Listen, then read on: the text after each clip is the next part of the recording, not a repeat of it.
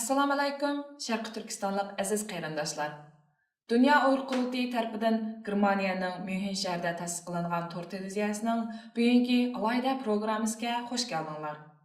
Men bugungi program riyosatchisi Shahrizod G'ayrat bo'laman.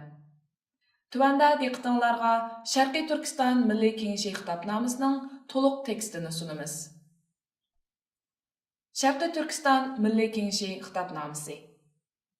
Dünya Uyghur Qurultayıning tashkilishi bilan 2018 yili 8 noyabrdan 10 noyabrgacha Germaniyaning Münxen shahrida o'tkazilgan 22 davlatdan kelgan 250 dan ortiq Sharqiy Turkiston tashkilot rahbarlari, vakillari, jamoat arboblari, siyosiyonlar, mutaxassislar, daniq ziyolilar, diniy zotlar, davlat arboblari, parlament a'zolari, yoshlar va ayollar vakillari qatnashgan tunji navbatlik Sharqiy Turkiston Milliy Kengashi yig'ini Xitoyning Sharqiy Turkistondagi Uyg'ur, Qozoq qatorliq millatlar ustidan yurgizayotgan milliy va madaniy qirg'inchilikqa, Uyg'urlarni millat sifatida yo'qotish uchun elib berayotgan kollektiv jazolashdek insoniyatga qarshi jinoyatlarga qarshi tadbir elish, o'zgarayotgan Xitoy va dunyo vaziyatiga masalda Sharqiy Turkiston milliy mustaqillik harakatining amaliy qadam bosqichlari ham strategiyalarini bekitish,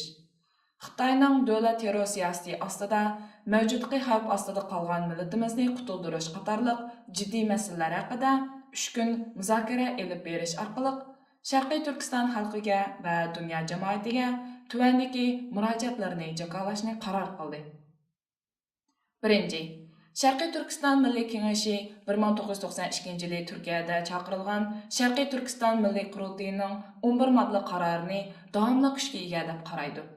Dünya Uyghur Qurultayı tərəfindən 2005 yili 17 iyul e'lon qilingan mustaqil Sharqiy Turkiston davlatining mavjudlik asosi, davlat qurilmasi va xalqarodagi o'rni qatorliqlarni o'z ichiga olgan Münxen xitobnomasini to'liq qo'llaydiganligini jakarlaydi.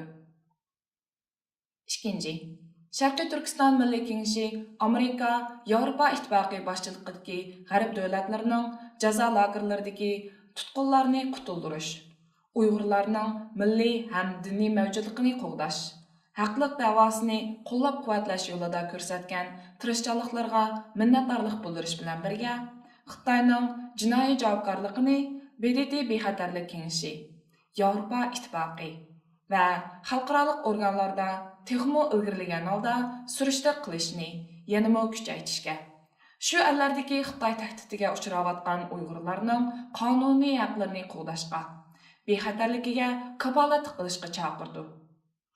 3. Sharqiy Turkiston Milliy Kengashi Xitoy hokimiyatining Sharqiy Turkistonda elib berayotgan insoniyatga qarshi jinoyatlarga bevosita yoki vosita holda hamkorlashayotgan g'arb shirkatlarini o'z siyosatlarini qayta ko'zdan kechirishga, Sharqiy Turkistonda tijoriy faoliyatlari bilan mashg'ul bo'layotgan shirkatlarni Sharqiy Turkiston xalqining haq-huquqlariga hurmat qilishga chaqirish bilan birga, Xitoyning Uyg'urlar ustidan yurgizayotgan kollektiv jazolash, irqiy qirg'inchilik jinoyatlarga texnika ta'minlash yo'li bilan sherik bo'lgan shirkatlarga qarta qonuniy mas'uliyat surishti qilish haqini qonuniy yo'llar bilan ishlatishga har doim tayyor ekanligini eskartdi. 4.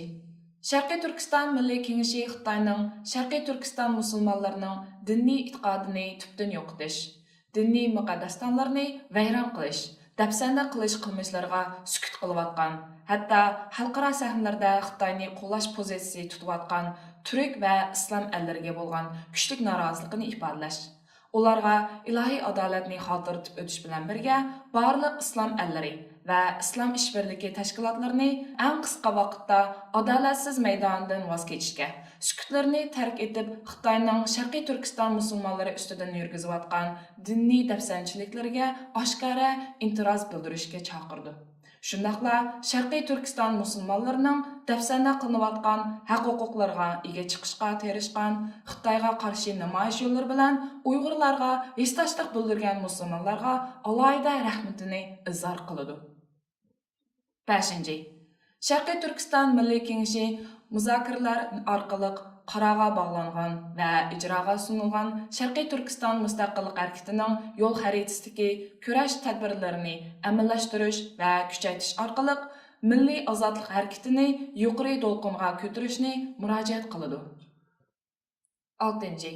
Sharqiy Turkiston Milliy Kengashi Sharqiy Turkistonlik xonim-qizlarning milliy ozodlik harakatiga qo'shgan tuhfasiga yuqori baho berish bilan birga, muhojiratdagi xonim-qizlarning kelgusi ko'rish sepimiz muhtoj bo'lgan texmo ko'p qahramon farzandlarini yetildirishga bo'lgan mas'uliyatini to'liq tunib, avlodlarni vatan so'ygusi, fidokorlik va milliy ong bilan tarbiyalashga yanada ko'p ajrlar sarf qilishga chaqirdi.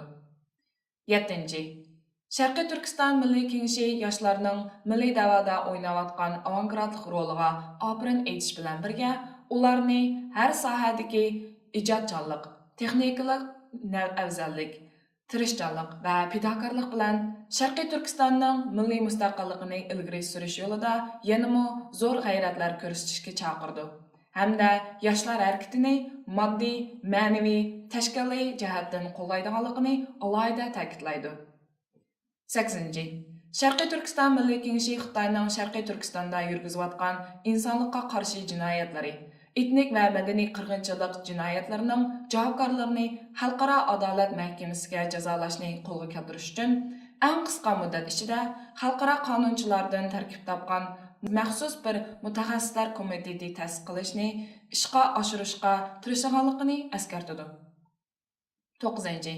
Muhojiratdagi Uyg'ur jamoatini xalqaro matbuotning qizg'in temasiga aylanayotgan Uyg'urlar va jazo lagerlari masalasining doimo kun tartibida turish ham texmo kuchaytirish uchun axborot vositalarini dalil isbotli uchurlar bilan ta'minlash xizmatini yanada kuchaytirishga da'vat qiladi. 10. Sharqiy Turkiston Milliy Kengashi favqulodda ahvollar ostida jiddiy yig'ilish o'tkazib, zarur bo'lgan chora-tadbirlar va qarorlar qabul qiladi. Birinchi navbatlik Sharqiy Turkiston Milliy Kengashi 2018 yili 11 oyning 10 kuni Germaniya, Myunxen.